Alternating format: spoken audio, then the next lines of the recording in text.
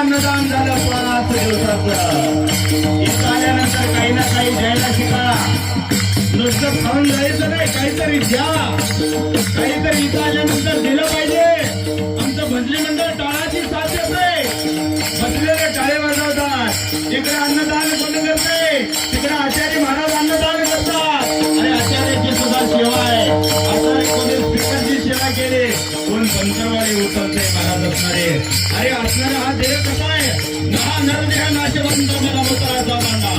वर चरण घातले कर्म केटकाचा सांगा. रव रवा दुर्गंध्य मंगलचे मांडा. मरेचे हरे हरा चरण जाई गोविंदा. मरेच्या मनाचा सोहम जोगरे बाळा. मगाचा पाण्याच्या बाळाला शिकवते, पाण्याच्या बाळाला. अरे नरदेह नाशवंत आहे बाळा. त्या पांडुरंग परमात्म्याचं भजन कर, त्या बाळूमामाचं भजन कर. बाळूमामाचं भजन सर्वक्षणी आधी करावा विचार करावया पार भावसंग. नाशवंत देह जाणारा सकाळ अभिषेकाचो काळ सावधाना. तो उपदेश आहे तुकोबारायाचा. आता तरी पुढे हाच उपदेश नकांबरोबाच्या आयुष्याचा. सगळ्यांच्या पायी माझ्या दंडवत आपुलाने चित्त शुद्ध करा. आपलं चित्त शुद्ध करून घ्या.